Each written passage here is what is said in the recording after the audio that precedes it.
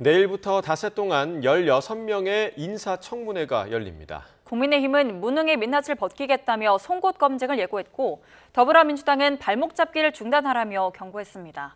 조현삼 더불어민주당 정책위 부의장, 하민경 국민의힘 대변인과 관련 내용 짚어보겠습니다. 어서 오세요. 어서 오십시오. 자, 이재명 정부 1기 내각 인선이 마무리되면서 이제 인사청문회를 또 앞두고 있습니다. 이와 관련해서 강훈식 비서실장이 그 소회를 밝히기도 했는데 이 대통령의 눈이 너무 높다. 그동안 그 인사검증을 하는데 좀 어려움을 겪었다. 이런 뜻으로 좀 해석하면 되겠습니까? 아무래도 그렇다고 봐야겠죠. 이번 대통령 1기 내각 아니겠습니까? 이재명 정부가 향후 5년 동안 어떠한 국정 방향성을 보여줄지에 대한 그런 것들이 함축적으로 보여지는 것이 이번 1기 인선 내각이라고 할 수가 있겠습니다. 그런 측면을 살펴보게 되면 아마 이재명 대통령은 이 부분에 대해서 굉장히 신중하게 고민을 하고 숙고의 시간을 많이 거친 것으로 보여지고요. 아마 각계각층에서 관련된 인사 추천이 있지 않았겠습니까? 그 부분에 대해서 면밀하게 살펴보고 이재명 정부와 그 뜻을 같이 알고 합치할 수 있는 그런 인사를 추천하기 위해 최선을 다한 게 아닌가 싶고 그 과정에서 아마 강훈식 비서실장이 곁에 있다 보니 아마 그 과정에서 어려움들을 충분히 느끼지 않았나 싶습니다. 결과적으로 봤을 때 37일 만에 나온 인선 내각 구성 면면을 보게 되면 실무적인 능력을 충분히 고려한 측면이라든가 아니면 정무적인 능력을 가지고 있는 분들이라든가 아니면 통합을 상징하는 이전 정부에서 임명한 분들을 위임한다든가 여러 가지 측면을 살펴보게 되면 아마 이재명 정부가 그만큼 많이 고심했다는 점을 그대로 보여주는 게 아닌가 싶습니다. 네, 이번 이재명 정부 인선에 대해서 국민의힘에서는 국민을 무시해도 너무 무시한다 이렇게 평가했더라고요.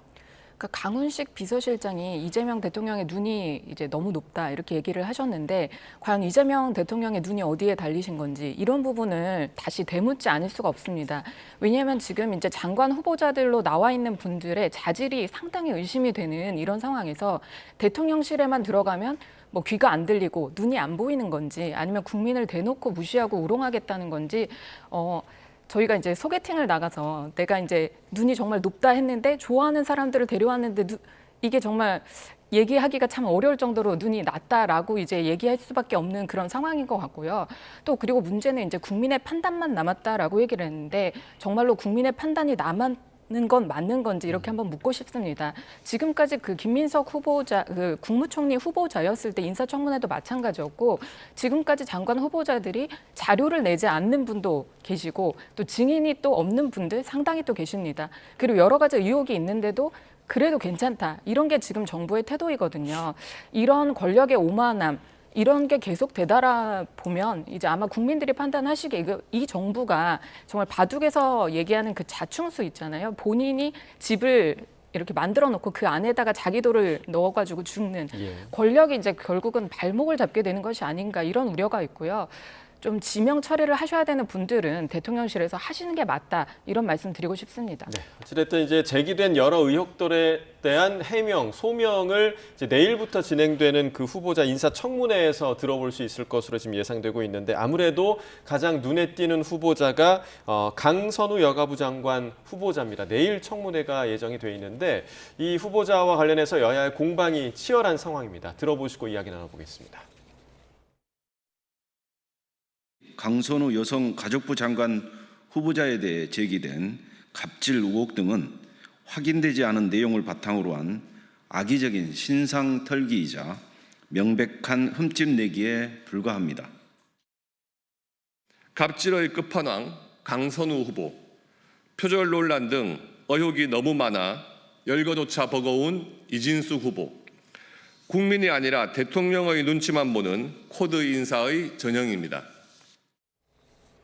네, 여가부 장관 후보자인 지금 강선우 의원과 관련해서는 이제 국회의원 시절에 보좌진이 왜 이렇게 많이 바뀐 거냐 이 부분이 이제 갑질 논란으로 좀 번진 상황이거든요. 그러니까 5년간 46명이라는 의혹이 제기됐는데 이제 나름의 해명을 하긴 했습니다. 46명이 아니라 사실상 28명이다라고 했는데 그러면 28명은 통상적인 수준이 맞는가 이런 의문이 또 들거든요. 어떻게 좀 보십니까?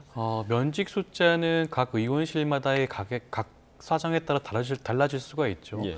물론 평균적인 수치라든가 그런 부분들을 살펴보지 않았기 때문에 뭐 통상적인 수준이라고 말씀을 뭐 딱 부러지게 드릴 수는 없지만 아마 강선우 의원실 입장에서는 여러 가지 사정이 있었을 겁니다.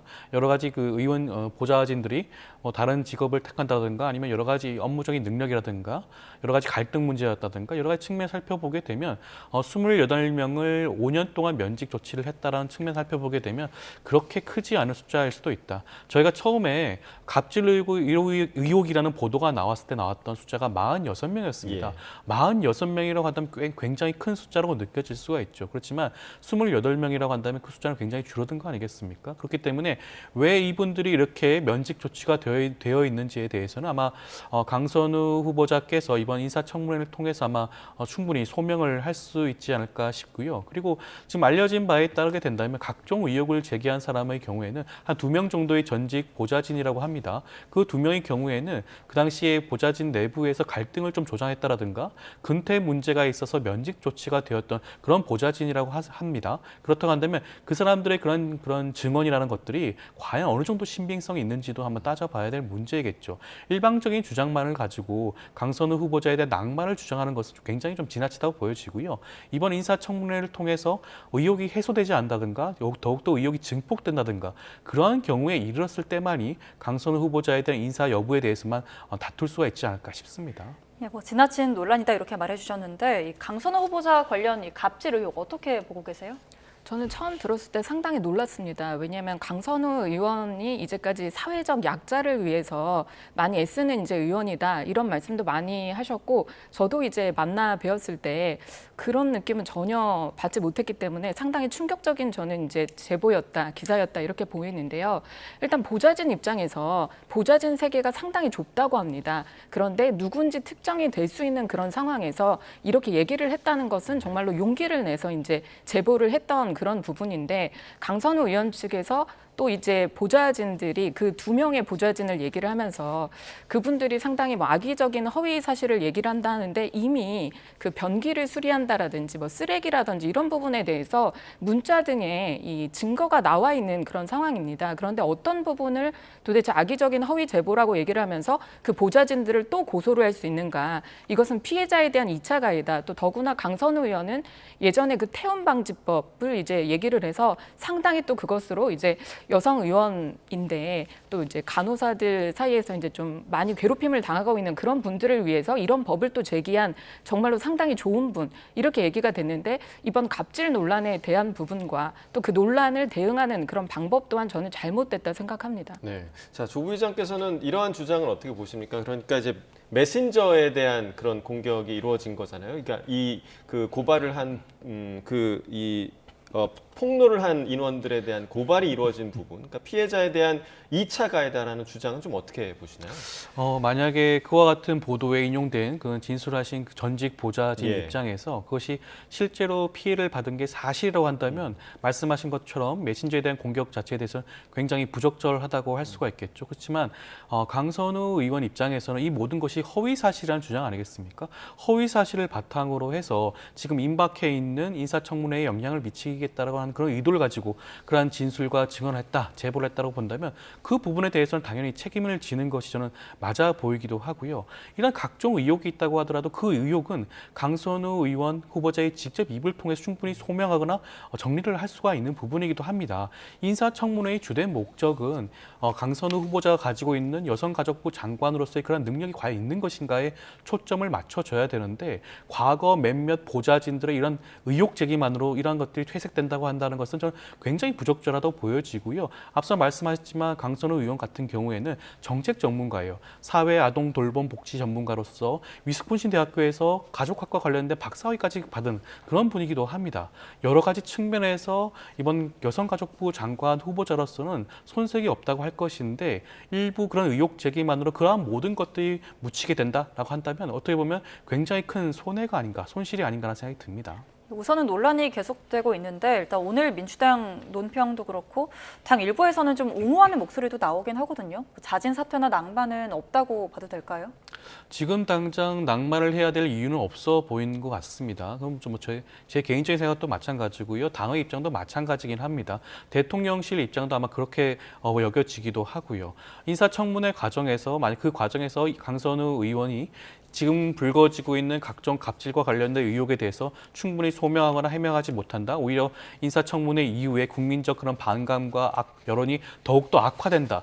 그러한 수준에 이르게 된다면 아마 대통령실도 그 부분에 대해서 한 번 더 고민해 볼 수 있지. 지금 단계에서는 충분히 강선우 후보자가 이 부분을 소명할 수 있지 않을까 싶습니다. 네, 강선우 후보자 청문회는 내일 실시됩니다. 그러니까 내일 이 자리에서 후보자가 직접 어떤 소명을 할지 좀 지켜봐야 될 부분인 것 같고요. 그리고 이틀 후에는 이진숙 교육부 장관 후보자 청문회가 열리는데 뭐 논문 가로채기 의혹, 또 논문 중복 게재 논란, 뭐 여러 논문과 관련된 그런 논란이 지금 일고 있는 상황인데 이 후보자가 이 부분에 대해서 지금 최근에 좀 적극 소명하는 모습을 보이더라고요. 어떻게 좀 보십니까? 뭐 논문 이제 쪼개기, 그러니까 소위 논문 쪼개기 같은 경우에는 이제 같은 논문이 아니다. 두 가지 이제 목적이 달랐기 때문에 이것은 다른 논문으로 볼 수 있다 이렇게 얘기를 하고요. 또 제자의 논문 표절 상당히 한 부분이 많다. 특히 오탈자까지도 예. 이제 동일하게 이제 게재가 됐는데 그 부분에 대해서는 이제 충남대 이제 본인이 총장으로 이제 할 때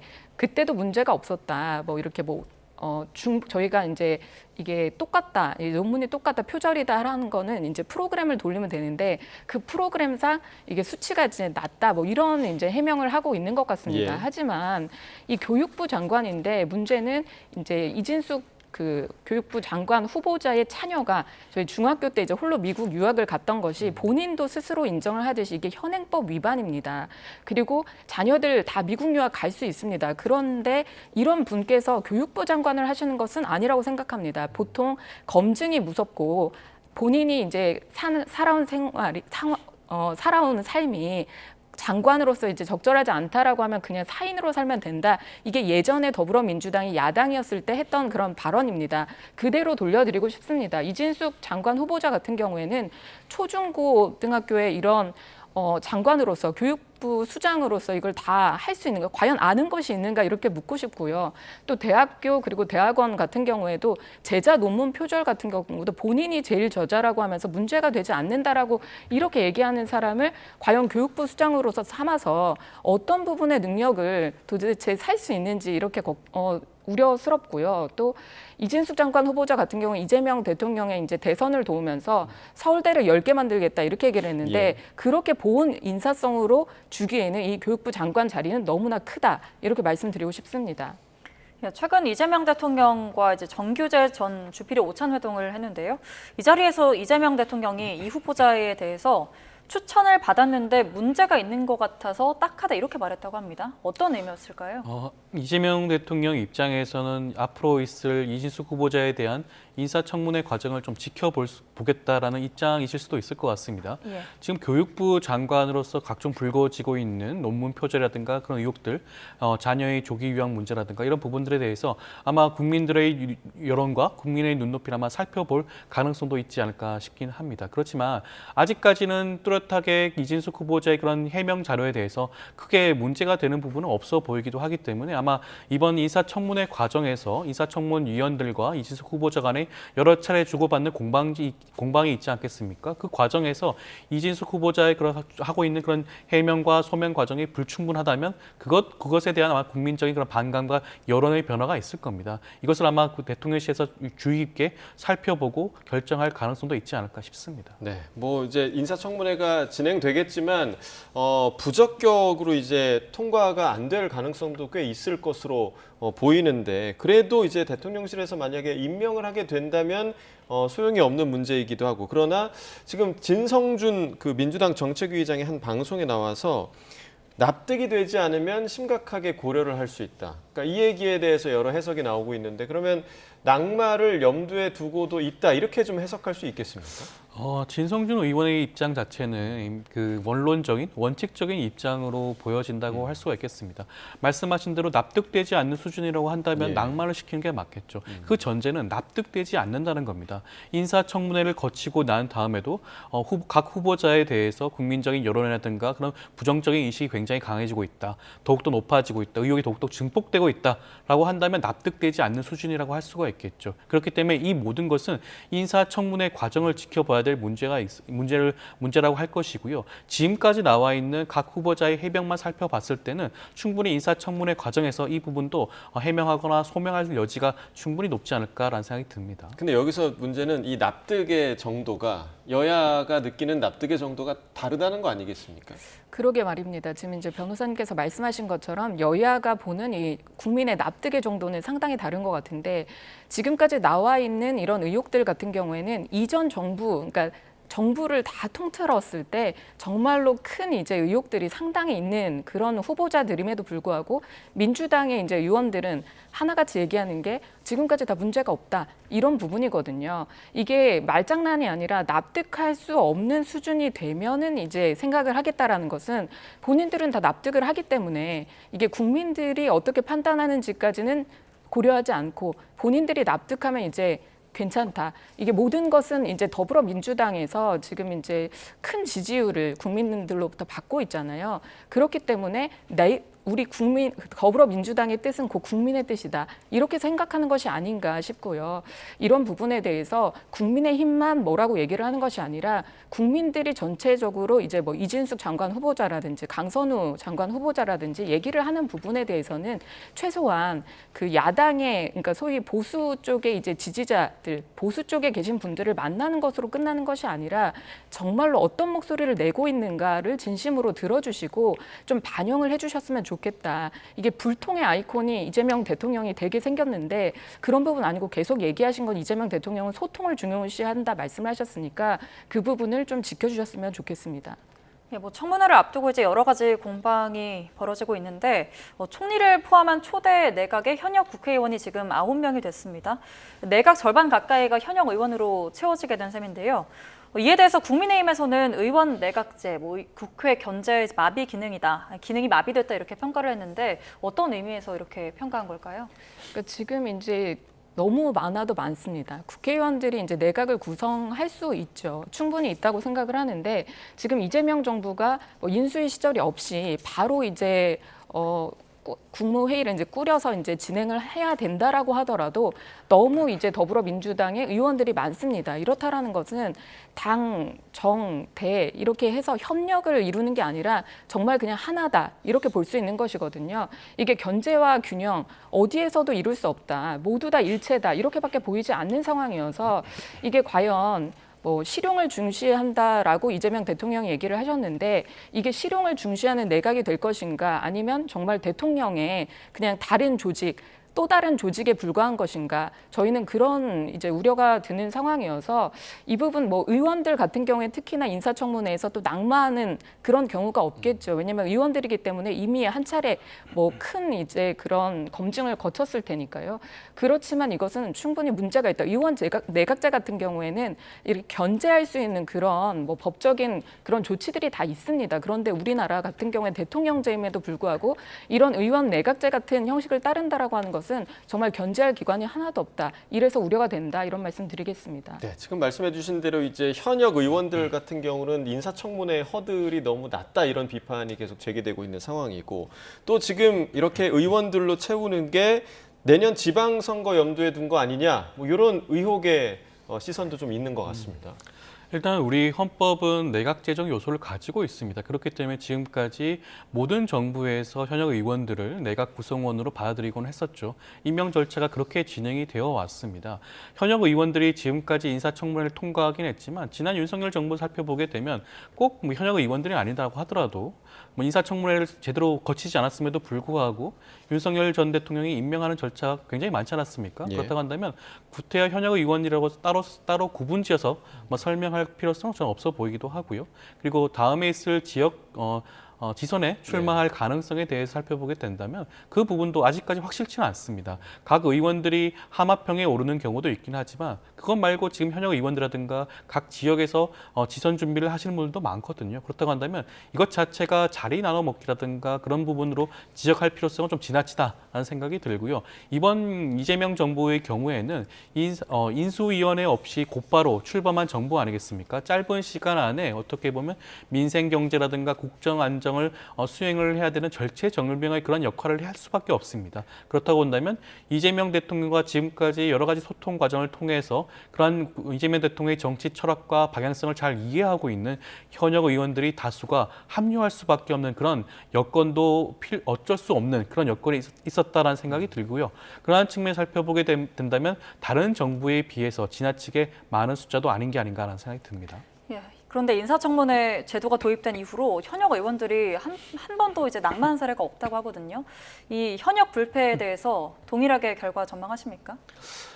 인사청문회 과정에 대해서는 전반적으로 사실 살펴볼 부분은 분명히 있습니다. 현역 의원이라고 해서 불패가 된다면 그것조차는 말이 안 되겠죠. 사실 인사청문회 과정에서 국회는 인사청문위원들을 중심으로 해서 그 해당 후보자들이 그 역할을 할 수 있는 내각의 구성원으로서 그 부처를 책임질 수 있는 그러한 분들에 대해서 엄격하게 검증을 할 필요성이 있습니다. 그런데 지금 인사청문회는 어떻습니까? 신상털기와 발목 잡기와 같은 그러한 청문회가 지속적으로 진행이 되고 있습니다.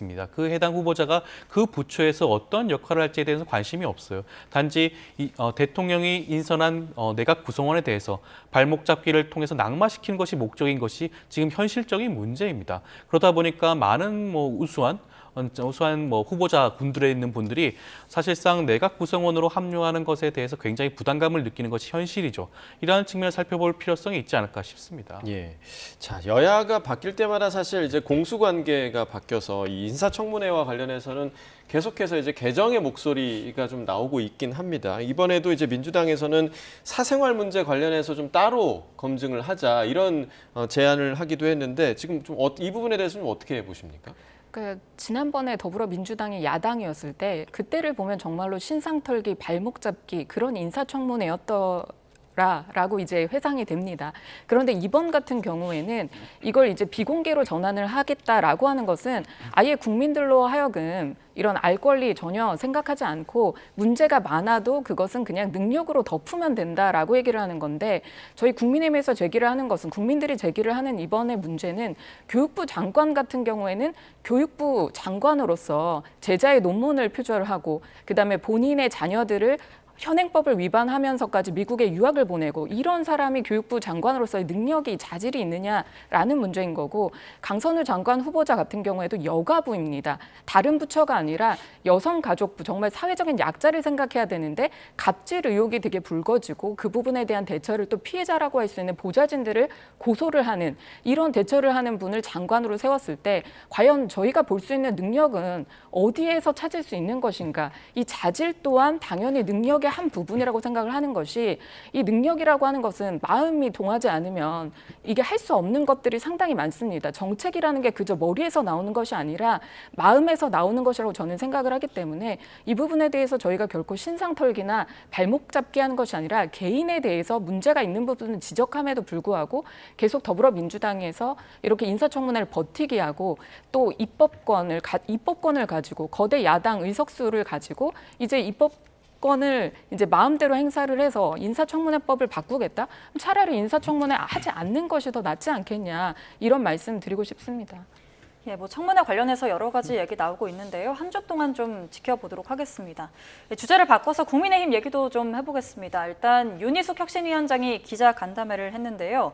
인적 쇄신에 대해서 언급을 했는데 탄핵의 바다로 다시 머리를 누르는 분들이 인적 쇄신 영순이다 이렇게 했습니다. 이게 어떤 의미일까요? 글쎄요, 저도 이제 윤희숙 저희 혁신위원장님께서 이제 혁신위원장으로 되고 나서 지금 벌써 오늘까지 3번째로 이제 기자회견을 저희가 한 것으로 알고 있습니다. 그런데 지금 이제 저희가 처음으로 혁신위원회에서 발표를 했던 것이 사죄의 말씀을 이제 저희 당원과 당규에 이제 포함시키는 그런 부분을 말씀을 하셨고, 또 인적 쇄신에 대한 부분이 계속 얘기가 나오다 보니까 이제 혁신을 누르는 분들이 바로 인적 쇄신의 영순이다 이렇게 얘기를 했는데, 저는 이 부분에 대해서는 조금 동의하기가 어렵습니다. 제가 이제 국민의힘 같은 소속이긴 하지만 어떤 부분이 동의하기가 어렵냐면요. 이게 혁신위원회에서 혁신안을 마련을 하는 것이긴 하지만 이것도 마찬가지로 민주적인 절차를 거쳐야 됩니다. 윤희석 위원장이 계속 말씀하시는 게 국민들과 당원들의 뜻을 존중할 것이다. 그래서 전 당원 투표를 얘기를 하고 계시는데, 이 혁신에 대해서 저도 의견이 다를 수 있고요. 다른 분들도 다 의견이 다를 수가 있을 것 같습니다. 왜냐하면 위원장을 포함한 혁신위원 6명이 지금 이제 만들어내는 그런 혁신안이기 때문에 물론 그 취지와 의도 정말 충분히 이해가 갑니다. 그렇지만 이런 부분을 이제 혁신위에 대해서 의견을 개진한다고 해서 이게 인적 쇄신의 영순이다 얘기를 하는 것은 이게 또 다른 분열을 조장하는 것이 아닌가 생각이 돼서 조금 우려가 있다. 네, 저는 좀 개인적인 의견은 그렇습니다. 네. 지금 뭐 말씀해 주신 것처럼 각기 다른 혁신의 구상들이 좀 머릿속에 있을 수 있을 것 같다라는 생각도 드는데, 민주당에서 바라본 오늘 그 윤희숙 위원장의 기자간담회 내용은 좀 어땠습니까? 어떠셨습니까? 어찌됐건 윤희숙 위원장 입장에서는 국민의힘을 되살리기 위해서, 소생시키기 위해서 최선의 노력을 다하는 그런 모습을 보여주고 있는 게 아닌가 싶습니다. 지금 국민의힘은 제3자 외부에서 봤을 때는 피를 철철 흘리고 있는 응급 환자예요. 응급 환자에 대해서라면 긴급한 조치를 취해야 됩니다. 그 최우선은 인적 쇄신이에요.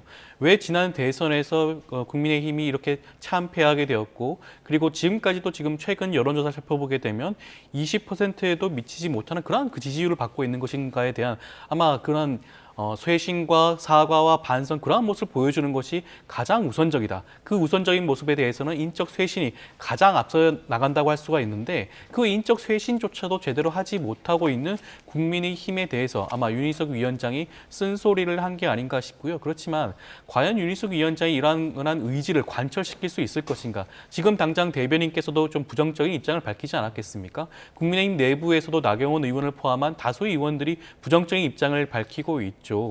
이전에 김용태 전 비대위원장부터 시작을 해서 안철수 전 혁신위원장 내정자라든가 윤희숙 위원장으로 이어지는 이 모든 혁신의 그러한 입장을 단 하나도 수용하지 않고 있는 주류의 모습을 보게 되면 과연 국민의힘이 쇄신할 만한 그런 모습을 보여줄 것인가에 대해서 아마 국민들의 눈높이에 맞지 않는 그런 모습이 아닌가 싶습니다. 네, 또 당 일부에서 이제 또 반발하는 내용들이 있는데요. 1호 혁신안에서 계엄과 탄핵 등에 대한 대국민 사죄를 당원 단계에 넣자, 이렇게 일단 혁신안을 발표했습니다. 이 부분은 어떻게 평가하세요? 그러니까 제가 아까 전에 말씀드린 것처럼 저는 국민의힘의 대변인이긴 하지만 제가 주류라고 볼 수는 없을 것 같습니다. 하지만 이렇게 국민의힘의 저는 당원이고요. 또 이런 여러 가지 저를 포함한 여러분들이 가지고 있는, 물론 다 저희가 진짜 말씀하신 것처럼 피를 철철 흘리고 있는 거 맞습니다. 그렇기 때문에 응급적인 조치가 필요한 것도 맞습니다. 그런데 다 각자의 방안이 다 다른데 지금 혁신위는 전권을 가지고 혁신위원회를 꾸려졌고, 이 부분이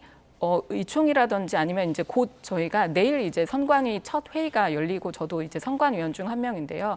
그런 부분에 대해서 저희가 당대표를 이제 뽑아서 저희도 힘을 내서 이제 분열이 없이 좀 가야 되는 그런 상황입니다.